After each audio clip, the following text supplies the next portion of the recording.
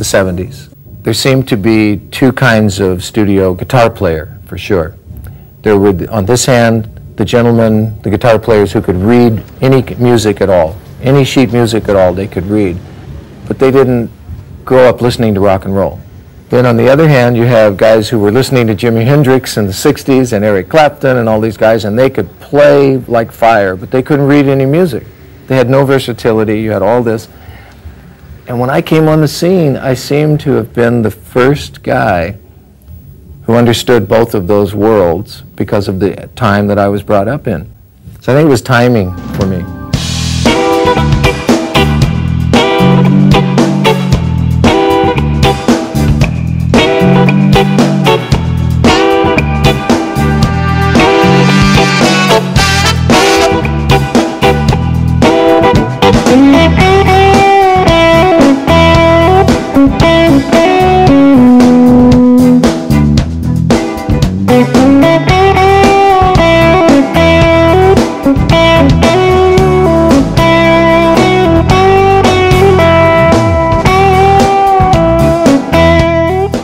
Early in 1971, I was on a session for the English pop singer Donovan, the folk singer.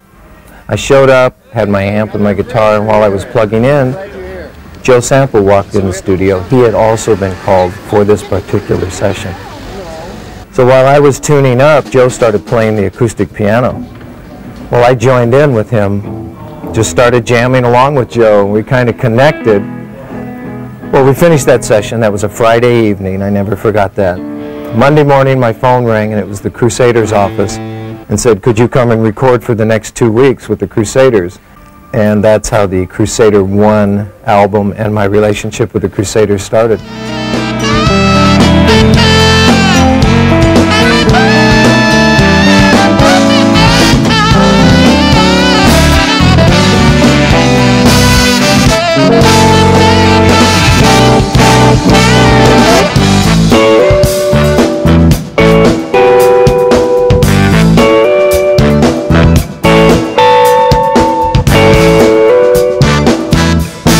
In the mid-70s, I get this call to come in and do a Steely Dan recording session. It was for the Katy Lied album. They had one song left, and they just needed a rhythm guitar part on it. And so when I got to the studio and plugged in, tuned up, they ran the song down, I played along, I think I played it twice, and we were finished. And Donald and Walter were laughing, and I said, what's so funny? And they said, we have tried so many guitar players and worked on this song so hard, and he said, what you played was perfect. So I asked Walter Becker, I said, how did you finally decide to call me? And Walter said, you, Larry, have arranged a Joan Baez album called Diamonds and Rust. And I had arranged it, and it was a big success. And he said, I'm not really a Joan Baez fan, but I wanted to meet the guy who could make her sound that good. And I always considered myself the liaison in the studio between Steely Dan. Donald and Walter and Gary Katz, the producer, and the other musicians.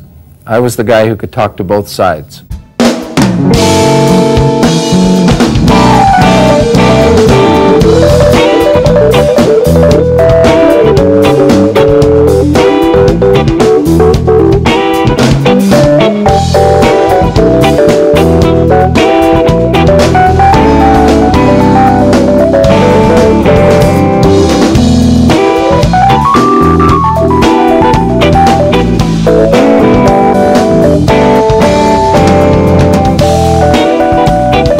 I was playing in 1974 at a local club in North Hollywood with Tom Scott. It was called the LA Express. We were just jamming.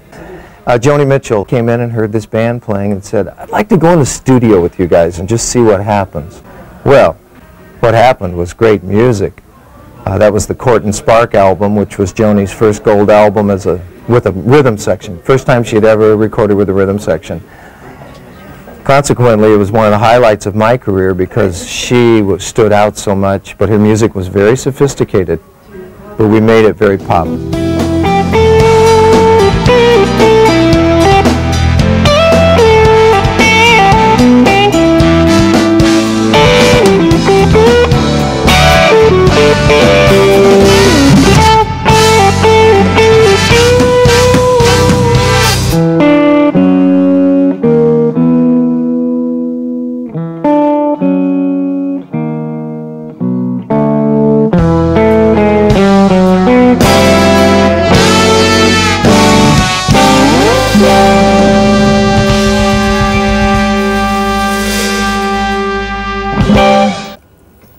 I've mentioned before that in my youth, when I was first discovering jazz,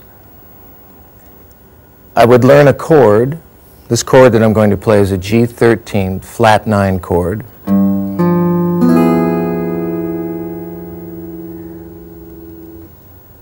And I wasn't studying scales at the time or taking lessons from anyone who understood jazz, so I had to come up with my own concept.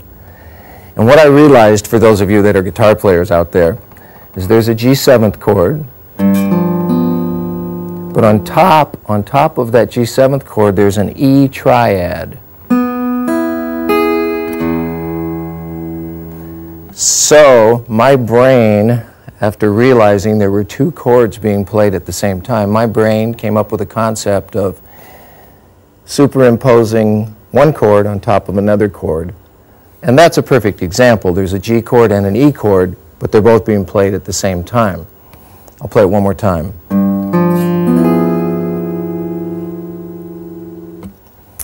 So when I wanted to solo over a chord that was a compound chord like that, meaning it was altered,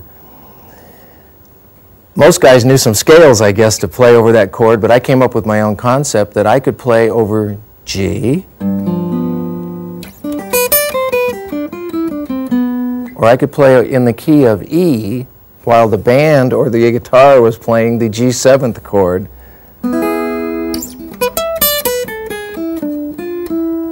So I have 2 choices right now. I can play on a G chord and I can play on an E chord for that one G7 flat 9 chord.